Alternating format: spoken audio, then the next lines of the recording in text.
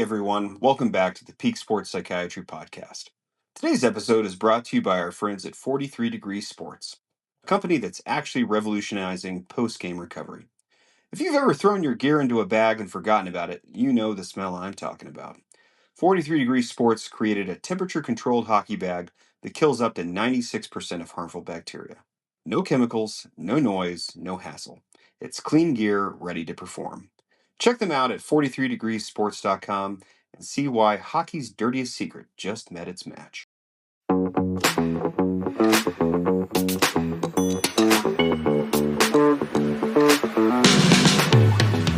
Welcome back to the Peak Sports Psychiatry Podcast, where we explore the global evolution of performance and mental health. I'm Dr. Mark Allen, joined as always by my co-host, Dr. Tommy Horn, and today we're heading down under. Our guest is Dr. Samantha McLeod, one of Australia's leading sport and health psychologists and the founder and executive director of the SAM Centre in Melbourne. She spent over 30 years working with elite and professional athletes, executives, and health professionals, and she's been deeply involved with the Australian Institute of Sport, the AFL's Richmond Football Club, FIBA, and Sports Medicine Australia. Samantha, we're thrilled to have you on. A pleasure, Mark and Tommy. I'm excited about this podcast and the discussion we're about to have. We've been connected for a long time. We've been, I'm going to call us friends. Yeah. We're there. You've built such a remarkable career at the intersection of psychology, performance, and culture. How did you first find your way into this field, sports psychology? It was an interesting journey because originally I thought that I wanted to work with young people, which I do. And then I kind of did all these placements in teaching and found I was only attracted to the ones that were driving the teacher crazy, or the ones that sat in the corner and said nothing. And then I thought, because I'm a sporty, I was an elite basketball player, so I thought I wanted to be a physio, so I went and did those physio rounds. And I only wanted to talk to the people. I didn't want to actually put my hands on them and do any treatment. And so then a woman came to our careers day and I realised, the psychologist, that's actually what I wanted to do. But I couldn't decide between, I wanted to work with young people. I was sporty, so I probably wanted to be in sport, but I was also interested in health. So I dually qualified in health psychology, which is medical psychology, and sport and exercise psychology, and then kind of put them together in the sports medicine field. And that's kind of a little bit of a niche because most people either do one or the other. And I feel like it marries up really well, particularly in professional sport. Yeah. Can I ask off script, but, digging into your background, you played basketball. I think you share with me, you played a little doubles in tennis. Were you exposed to all sports growing up, or when did basketball become your passion and something you specialized in? Yeah, well, you'll laugh at this because my sister and I were pretty close, and I started basketball very young, at the age of 7. So we started primary school, then club, and then in under 12s you could get selected to represent your state in the state competition. So I played Victorian Championship basketball since under 12s all the way up to seniors. But at the same time, we were also doing jazz ballet and dancing, which I loved a lot. And my mum confessed a couple of years ago that the reason why she made us choose is because trainings ended up on the same days, but it was really because she didn't want to make those costumes for the rest of her life. So then I followed basketball all the way through to seniors. And I can't believe she told me that because I loved doing the dancing as well, and I still do. But I was always sporty. I played every sport. I did track and field. I played all team sports, soccer, cricket. We didn't have footy in that stage. I would have loved to play gridiron. So I was very athletic. And really sport, I stayed at the same club from under 12s, played Victorian Champions right up until National League, played National League kind of into my 30s, and then state national teams, so I kind of knew what it was like to be an elite athlete and be injured and all of the aspects that come from that. Yeah, we'll get into that for sure. But I bet you had the best footwork on the basketball court because of the dance. Yeah. When we talk about Australian sport culture, Aussie sport culture, very gritty, very competitive, very grounded at the same time. Yeah. How does that, the culture there and the DNA of your sports in your country, how does that shape the way athletes approach mental health over there? Yeah, it's interesting. I think it's still developing, but because our sport, like I said, I played at the same club, right? So it's very community oriented, and particularly in Australia, AFL is like the sport that the whole community gets into. Even though it's not an international sport, it's a very much national sport. Everyone goes to watch the local regional footy, the communities involved. And so there is a lot of people and support, but The mental health journey, I think, is still developing. We're doing better in particular sports. So to me, I kind of break up the sports. The AIS is looking at Olympic level world champs, elite amateur, and then there's professional sport. And I think they're doing different things in that space. So you mentioned AFLs being the quote, like, but what about rugby? What about rugby union? Yeah. Well, we are in the South, right? So down in the South in Victoria, AFL is, the thing. But if you talk to Queensland, New South Wales, Queensland, it's rugby. And we've had many Victorians move up north, and you can't get AFL on the tellies because it's rugby. So it's definitely football. Boy. Yeah. Can't watch their team that they married for, all their life because rugby's on. Yeah. So for the audience, I'd lived in Christchurch, New Zealand back 10 years ago, became a huge rugby fan, loved rugby union, but also had my favorite, the Christchurch, the Canterbury Crusaders was my team at the time, which was so fun. I had like a little foam sword and whatnot that I got to take to games. It was a great time. But obviously Australia's like sport crazy. Like it's just in your blood. Right. Yes. So I guess my question is, you had played for a long time. I'd love to hear about like what your experience was actually as an athlete. And we'll get to the mental health journey here in a little bit. Yeah. I mean, I feel blessed. My sporting career really shapes you as a person. And the networks, like my friends, the people who are closest to me, are some of the people I played under 12 basketball with still. So they've been friends for decades because we were a very successful club, and so we bonded over all of that. We worked our butts off, and we had excellent coaches.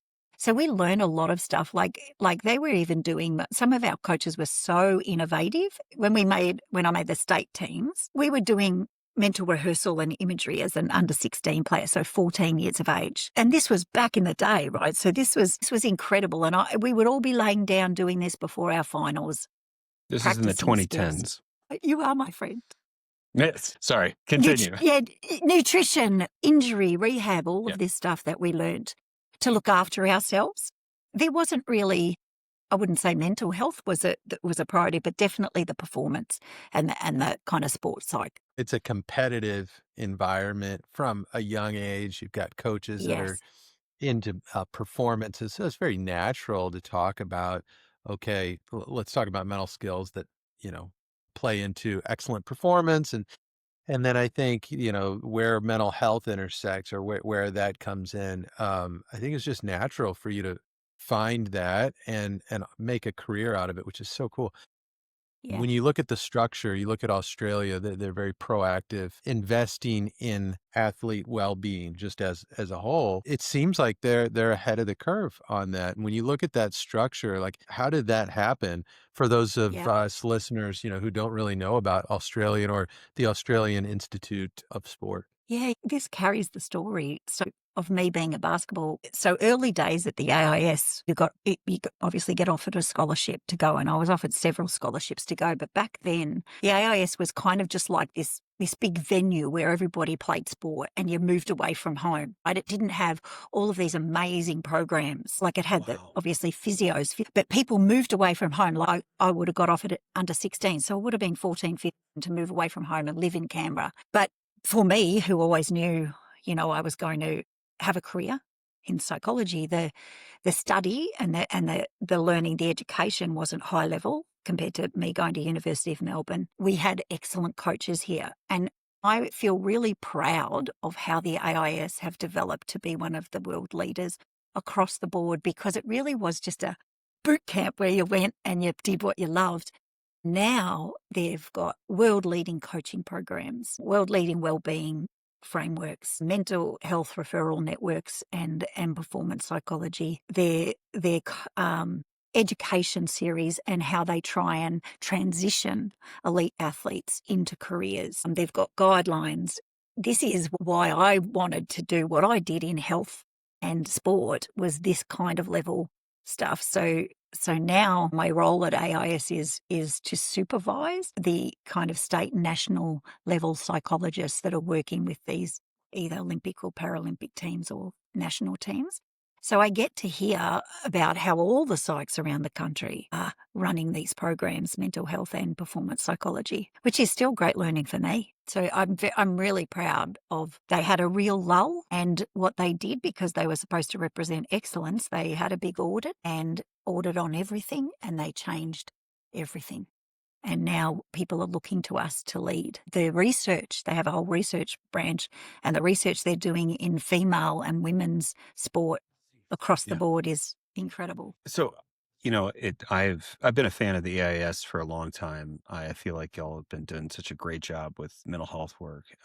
Earlier today, because I was doing a little bit of prep work, I did look and see the MHRN, so the Mental Health Resource Network. I think that y'all Yeah. have as wonderful bench strength of psychologists, but also from different tiers. But I also saw some psychiatrists, so it made me happy Yes. to see that sports psychiatry was represented as well. So Dr. Menon, Yes.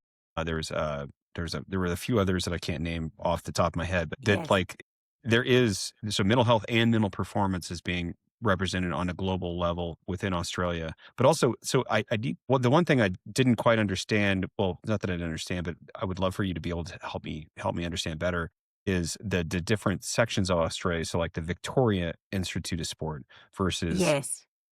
Sydney and all that other stuff. So can you help me with that? Yes.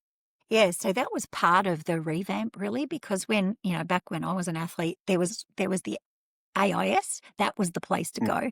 And then the states, so all the states in Australia will have their Okay. own Institute of Sport. New South Wales, Tasmania, everyone. Got- But back then, I was kind of working as a network provider outside the VIS. They didn't have full-time sports psychologists within those institutes. So part of this whole revamp was to bring up the state-based Institute of Sports to world-class level. So now at the Victorian Institute, which is very unusual, they used to probably have one person who was part-time, didn't really see all the teams. Now we've got about 6 or 7 performance psychs distributed across the board, working with particular sports or individuals. And you still have the referral network outside. So even though you were talking about the mental health referral network at AIS, all the institutes of sports will have those. And also there were other sports that led that before the AIS, like the AFL have had a referral network outside to get mental health treatment and the specific mental health treatment for a while. So it was modelled off some of those sports, professional sports that were doing it really well. Yeah, so organized, so very intentional. I wonder what's the secret sauce to the success in integrating mental health and performance there with the programs and to sustain that over time. How have you seen that successful? Yeah, I mean, I do think it was much needed. Working obviously with athletes outside in private practice, it was very needed. It's interesting to me to hear because Australians revere American sport, right? And they revere how the performance psychs and the sports psychs have got embedded and work with teams. But mental health wise, because I have those two, performance and mental health, I do think we are leading that in the mental health space. Unfortunately, it probably came out of dire circumstances, always to a treatment model rather than prevention. But now it's growing and they are embedding not just mental health practitioners, but also well-being, people who hold the well-being space, which aren't, they're not qualified as a psychologist or a mental health clinician, but they do well-being training. And so we have these two arms that have been built into sports now. There's always going to be a well-being lifestyle kind of person that's got good touch points with the athlete, and we're embedding either performance psychs or psychs that work in mental health. And the mental health referral networks will have sports psychiatrists for eating disorders, addictions, these kind of serious mental health conditions. Yeah, I'm hearing the funding is there for both. And then the collaboration between both wellness and performance. Is that something that's more recent, or has it just been kind of slowly getting better over time, or is that maybe an explosion just in the past few years? Yeah, I think definitely in those kind of roles that I have, the leadership roles, I would say there still is people tend to see mental health as separate from performance. To me, it's quite unfathomable to me how you could separate a human like that in the performance space. So I do think there's quite a few people who are coming through to go, do you know what? This is the foundation for optimal functioning, let alone elite and professional sports performance. So I think we have well-being and mental health laying the foundation, but it's still not. So say in the AFLW, the women's league, the funding isn't there for them to be able to provide the same hours that I would work yet, but we're working towards that, right? So there's places that it's still growing, but if I got employed somewhere, they either think they're employing me to do the mental health, and then someone else in another sport might be employed just to do the performance psychology. They're kind of not getting it, that it's performance health. The banner is performance health, and we have a whole lot of practitioners working in that performance health space. Mm-hmm. So it's interesting that you bring that up because in some professional sports in the United States, there's actually a split between the mental health director and the director of mental performance, despite the fact that likely both know both areas. Yes. I do kind of wonder, what could the U.S. learn from Australia's playbook? What can we borrow? Oh, well, I think a lot of the guidelines and things that we released even for the Olympics, I think even that Tokyo Olympics during the pandemic, the mental health screening that went on for all those Olympians and how they set up psychiatrists and psychologists and everyone to support those athletes who had basically been locked down for a very long time. So I think all of the leading research that we have on female athletes, very different to how you would manage men. And I think the mental health referral networks, because we develop differently, we develop in community sport, clubs, then your kind of state, national, whereas your system is kind of collegiate. And I think that's why mental health is going in, and it's quite separate. It's not seen as the integration of that. Even with the physicians that I work with, and that's why we call it performance health, they were dying to have psychologists in that space to share the load for them, because they had to do injury, illness, mental health, addictions, everything, and didn't necessarily have the training for that. So I think they've been well supported. The physios have been well supported. And we're working out very much even in health here. Multidisciplinary work is the emphasis. Even if you're in different practices, the networking between practices. So we do foster an integrative. I still am pushing the envelope on that because I don't think we're doing it at the level that we need to. And I'm going to keep doing that. But it's definitely a different way than siloed kind of care. Amen. Yeah. You're speaking to big fans here. We talk about team-based, multidisciplinary care that's athlete-centered. It makes so much sense. And we'll never be perfect at it. And there will always be, difficult individuals in our way, but that's all right. It's the right thing, and it actually leads to better outcomes and success on the field and off the field. And I'm a nerd, and I like thinking about systems, and we've really talked about your system, right? But I'm going to pivot away from that, because not all of our listeners are wanting to redesign the healthcare system, the mental health care system for America.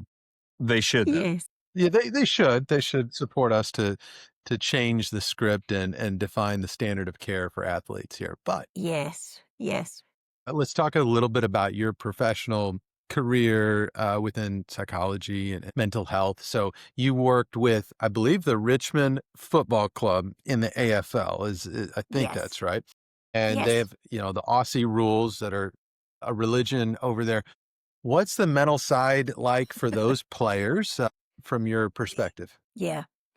It's massive. It's actually it seems it's a long season for the footballers, and it's a winter sport. Mid-season, the motivation and to go out and play in the wet and do all of that kind of stuff can really have dips. But most of them, they don't get a lot of rest. It's one day off, 6 days a week. And I have seen quite a bit of mental fatigue and burnout by the end of the year. More so because probably back in the day, they just played footy, right? And they did their strength and conditioning. But now it's very cognitive.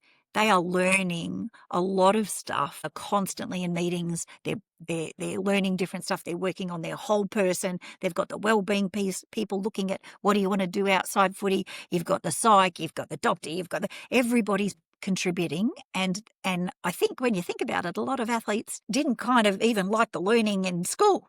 And so it's a lot. So I think the mental fatigue I've noticed, and I've kind of mapped it actually because I do their mental health screening 3 times a year. I can see what's happening there and try and design the interventions to protect them against that.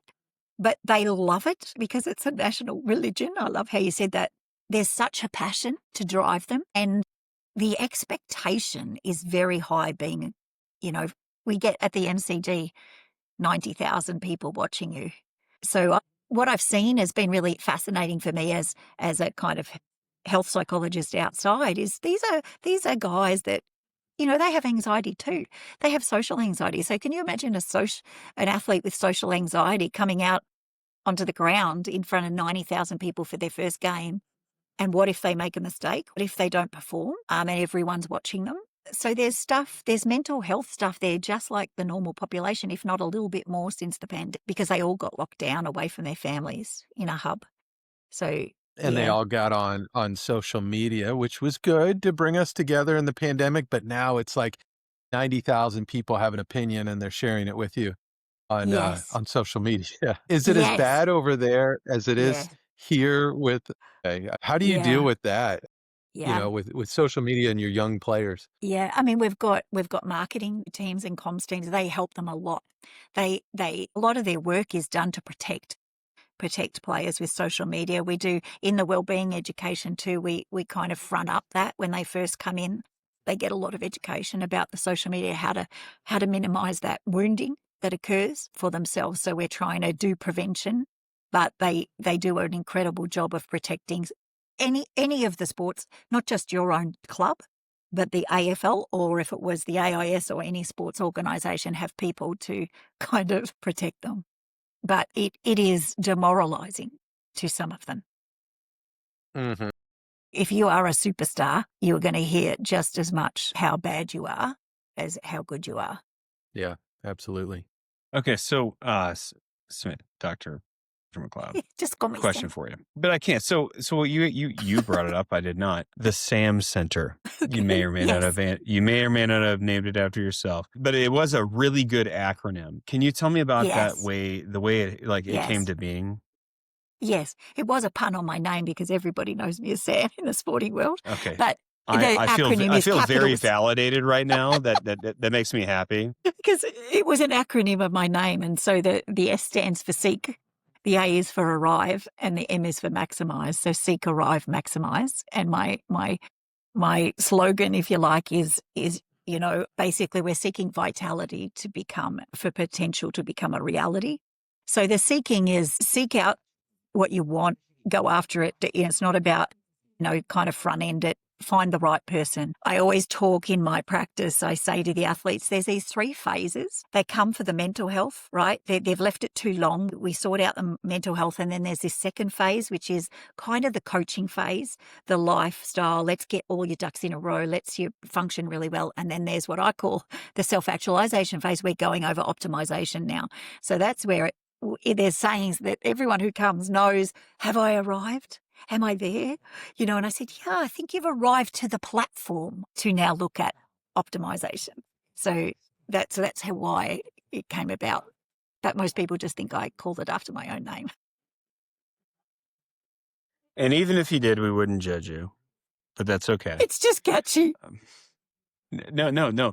But I totally buy the acronym. So one of the things that you put on your website was related to the neurodivergent high performers that you have worked with both in sport and business. Can you talk to me a little bit about that sort of work and what led you there? Yeah, so when I've kind of been the eternal student, every couple of years I get an itch to do something else. So when I finished my PhD, I kind of ended up, I don't know why, but because I started with young people, so I was getting a lot of young athletes or multi-talented athletes, actually. So they were very bright musical athletes and had that. Love that. Okay. Yeah, had that dilemma of multi-potentiality. What do I do? What do I follow? Right. So I was getting a lot of that. So when I finished my PhD, I thought, I really want to learn about gifted psychology, gifted and talented people.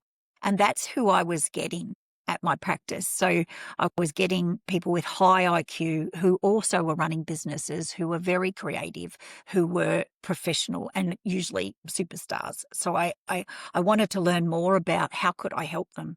So I went back to Monash Uni actually and they had a gifted education program, but it was run by a psychologist. And I was the only psych. The rest were teachers, and learnt about gifted education and learning and the gifted mind. And then in that, we know that there is a high prevalence of neurodiversity in gifted minds. And so I learned a lot about, being on the spectrum, ADHD, lots of learning disorders in very, very talented people. And then that's kind of gone through, and people refer athletes to me, or performers. They could be ballet, theatre and business people to me for that niche. And that's kind of where I work. If I'm embedded in a club, I'm trying to help those people particularly. That's amazing. I got to give a shout out right now to a friend of mine, Dr. Noah Kageyama, who is the Okay. embedded psychologist at Juilliard, Yes. the performance arts school in New York Yes. City, who I've heard speak, and he has a fabulous podcast, again, a bidirectional Okay. plug here, Yeah. called The Bulletproof Musician. So anyway, he talks a lot Lovely. about just within the performance space and music, how there's a huge tie to athletics. And so Yes. what you were saying really resonated with me, and I Yes. think that's amazing. So Yeah. one of I got to go back to like the Aussie philosophy here, and how the U.S. can benefit, because we are really trying to learn from y'all, because it's y'all are so far ahead of us right now. Tommy, go ahead. Sam, Yeah. you've done a lot of consulting. You're mentioning being embedded in teams. Yeah. Do you like that? Do you like working with teams? And maybe I don't know Aussie sport as well. Maybe Mark, you've talked about it more, but Okay. is there a difference in the culture within the locker room, within teams? You think about the term psychological safety, and you think Yes. about, are athletes willing to speak up? Are coaches willing to talk about mental health? You shared when you were 12 years Yep. old, you were doing visualization. So obviously something's Yeah. happening right over there. What do Yes. you think? What is it like within these teams you work with? Yeah. It's kind of making me feel great hearing that you think we're leading, because I guess I like to push the envelope. So there's always something we could do better. We do. Aussies, I think we're moving towards a culture of being real and authentic and being the whole person. And I do think that has come out of just athletes only aligning with their athletic identity and then having a lot of trouble transitioning out of sport. So even back when, those early days I was talking to you about with the VIS, there were some great people in sport at that time that decided to build these wellbeing programs and career programs outside sport for athletes and get them doing internships at the AFL or the AIS and doing this stuff to look after them. So I do think that work has been being done for decades, and we're now moving towards a be yourself, right? And this is why I'm loving the neurodivergent space, because they felt different at school, right? They feel different with their friends. Sport has become, we know it's actually therapy for neurodivergent athletes. It helps them a lot. It's a culture that is very accepting of, and more so in men's sport than it has been.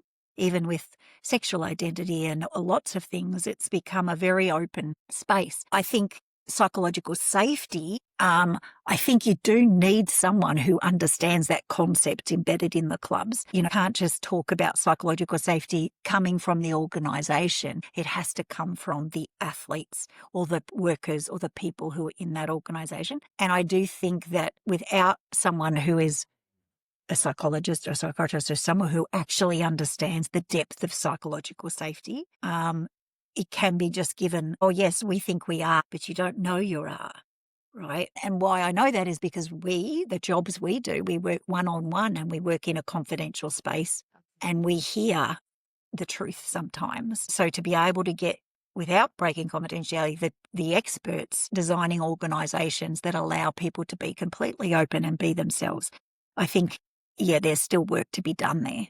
But it's definitely, people are getting braver. This generation that's coming through, they're younger. In some of the sports I'm in, there's people who are going to 5 Olympics, right? So they're veterans of that sport. And then you're getting the 17-year-olds coming in and competing. So you can see the difference between what those guys didn't have in the mental health and even performance psychology space compared to these young ones that are driving this culture. They won't tolerate things for as long. They will speak up. They want more. They want to be optimal functioning human beings. The swimmers I work with, which I absolutely love, they are studying. They were looking at businesses. They're competing at the highest level. They're doing things that sometimes, at a higher level than some of the professional athletes.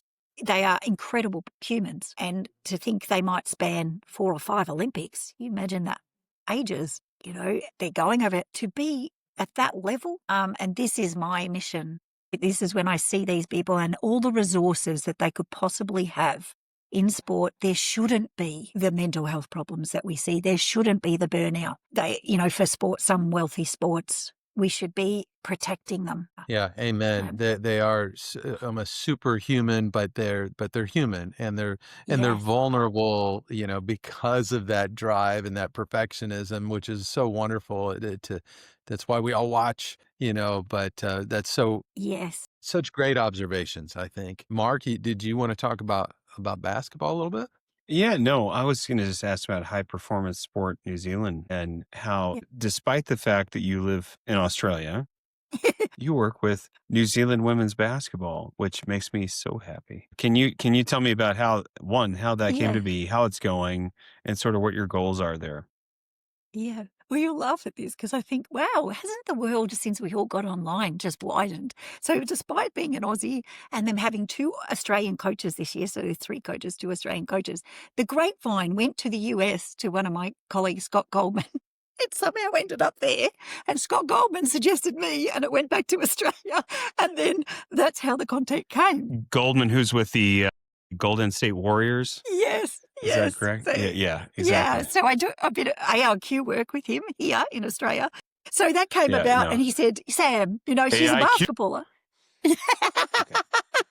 That voice too, I liked that. So that's how it came about. And I was rapt because or at least one of the Aussie coaches was kind of in my era when I played National League, growing up. She was more like my sister's age. So I was really excited to have that combination of the culture and of Aussies and New Zealand culture, which I really love and respect. And I must admit, it's been fabulous. I work in women's sport a lot, and particularly basketball. I've done nearly everything in basketball, in sport, but I didn't think I'd go back to it because I really was enjoying other sports. But this group of women and their culture and what they want to do, I'm feeling really energized by the work. And it's across the boards. They've never really had a psychologist, working with them on mental health, on performance psychology, with their leadership group, with their coaches. So it's kind of across the board, even though it's remote.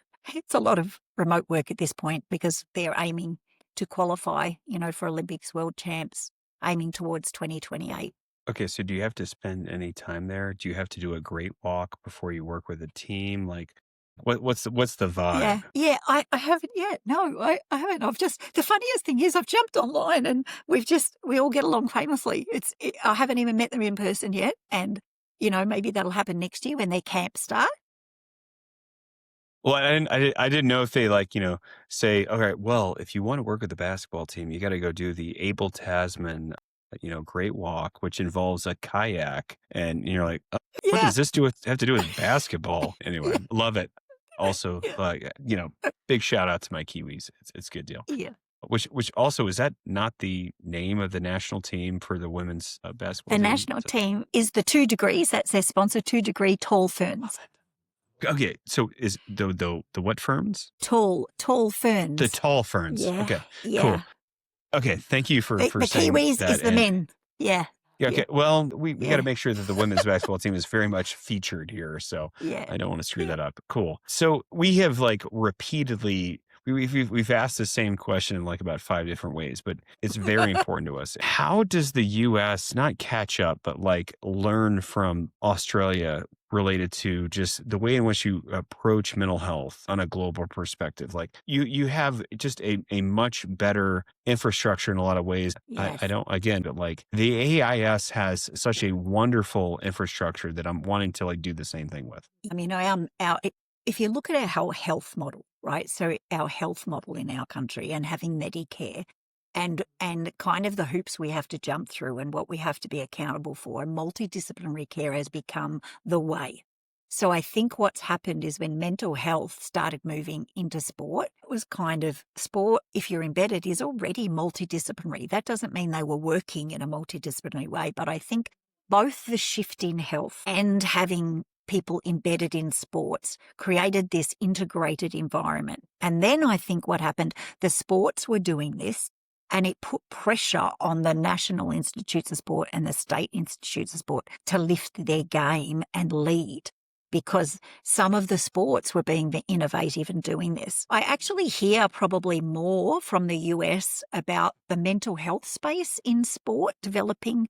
I don't hear heaps about performance psychology, some, and I do feel like what they have to do is, if you've got these people, two of these people in your sports, that you have to get them integrated and look at building a foundation which comes from, to me, optimal well-being, optimal functioning, letting them work together within those sports, and they create an environment, a psychologically safe, a mentally well, peak performance environment. Use those experts not just for one-on-one sessions, not just for working in their area, but more at an organisational level, because they have the expertise.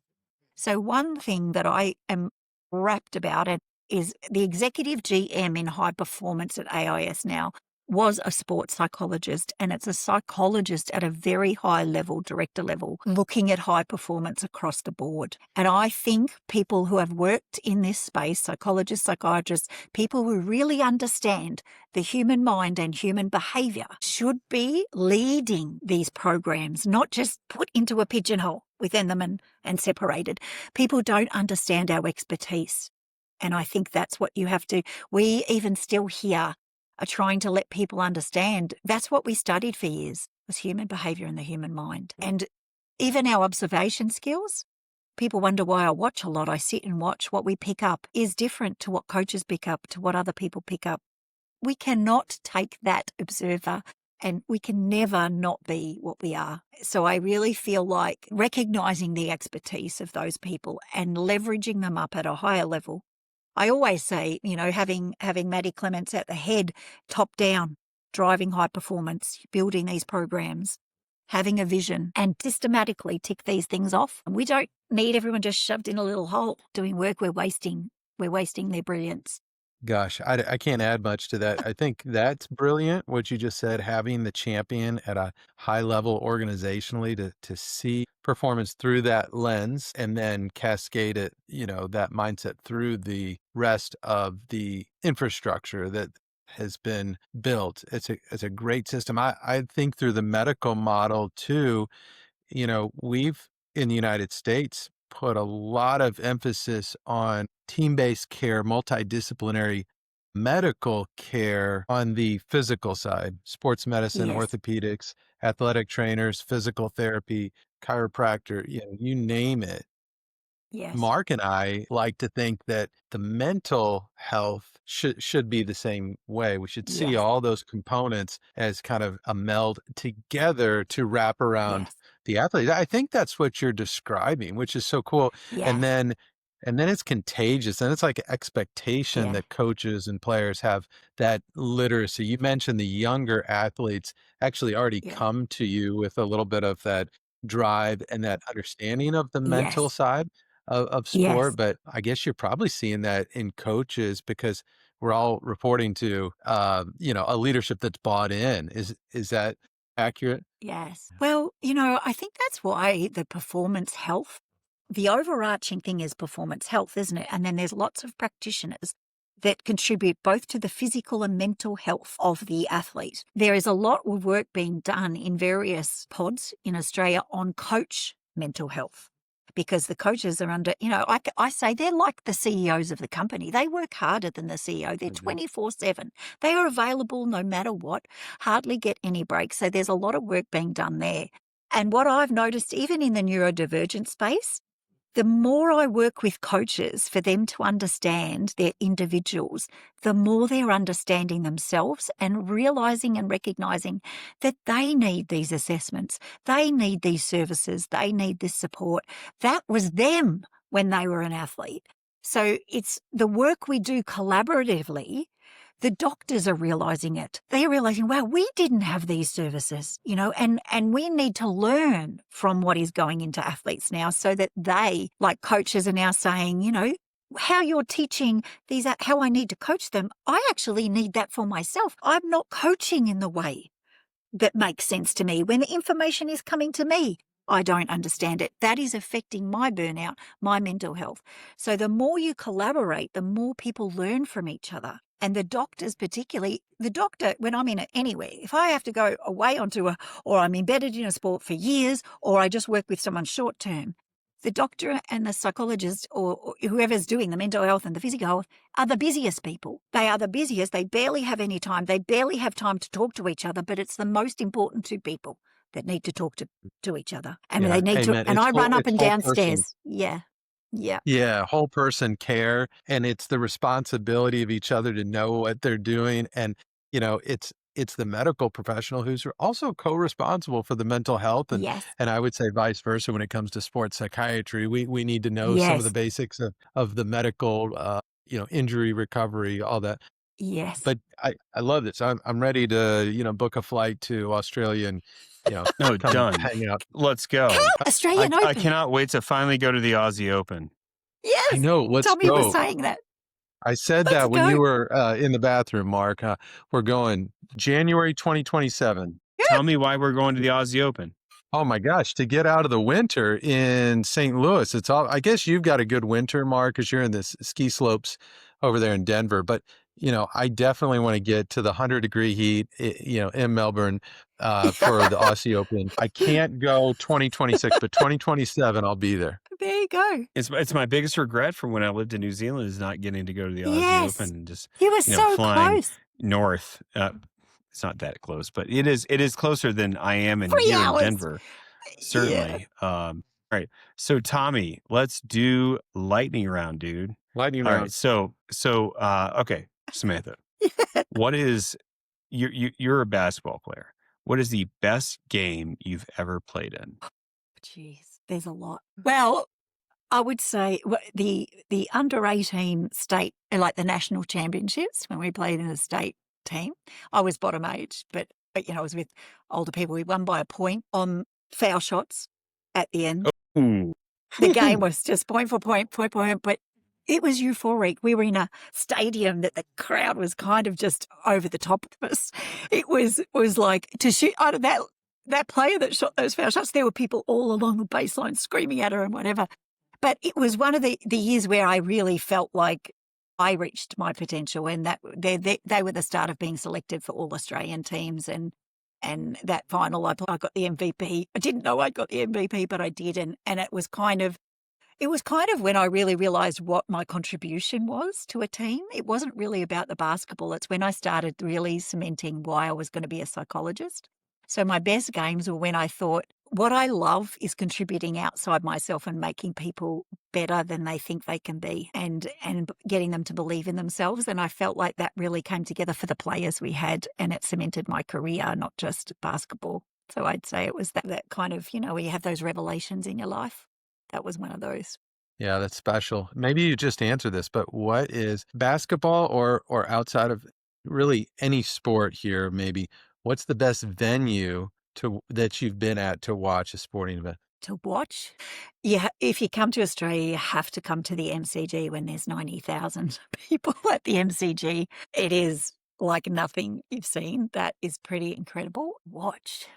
I mean, I went to the States, we went on a tour for 6 weeks and we played in all the places, and I went to, is it Long Island? We played it in Long Island, and there were some unbelievable players there. So the men's team, who ended up being NBA coaches, some of them Snyder and all that now NBA coaches, they were playing against our men's team, right? So when we finished, the stadium just packed in to see these people. As a young person, idolizing some of those players and watching the caliber of that in a college system, for us, it's exciting to see that stuff because we are community based, where our school sport isn't exciting. So we actually enjoy that. But I think you guys would enjoy coming to the MCG. Okay, so quick question for you. For a lot of people in the audience, they don't know what netball is. Can you explain the difference between netball and basketball. And I love that you're already laughing because I hit. Yeah, only because I'm a basketballer. If you'd ask someone else, they I probably wouldn't laugh. know. So, which But is why I have to say it. we hated because people would get them confused, right? And we feel like it's a completely different sport. With basketball, you can go anywhere you like on the court and bounce the ball and do whatever. In netball, there's certain positions and areas like soccer that you kind of have to stay involved with, and you cannot dribble or bounce the ball. It's only passing. And there's no contact like there is in basketball. So we kind of thought, don't call us netballers because we felt like we were really tough. That's my Aussie description of it. So is it a little bit like not lacrosse, but So yeah, well, even in lacrosse, they can kind of dribble, I think, can't they? Well, lacrosse, you yeah, can it's still probably throw more some like elbows. lacrosse, yeah, but it's not as rough. So you still throw some elbows, though. You know what it's described as? It's described as a ladylike sport, even though they wouldn't say that. It's actually quite rough now compared to what it used to be. But basketball, you can really push people around, fall to the ground. No fouls are called, but they passed. Okay. So different, better question. Why is the Aussie Open the best tennis tournament? Well, I think it's everything. I think it's their summer. I think it's the Aussie Open now. It's like I said about the AIS. It used to be a venue you went and played sport and you watched sport. The Aussie Open is all about there's music, there's big screens, there's food, the whole family can come. The whole precinct becomes a community-oriented event that people stay at all day, every day. You can watch them training, you can watch them playing. There's so many courts. And the caliber of tennis players that come to play this, that love it because they love Aussie fans. Aussie fans are great and we love watching tennis. And to me, it's other than tennis is such a mental sport. Like they can end up playing at 1 a.m. in the morning and they ate like 5 hours ago and they're going to play for 5 hours. Unpredictable. People love it. They love staying all night and then bragging about it the next day. It's endurance. I love it. I love tennis. We're going. Mark told me, maybe this is the last lightning round. Mark told me that, when he was in New Zealand wine is better than maybe Australian wine. Why is that? We're fighting right now. Are you talking red wine or just all wine?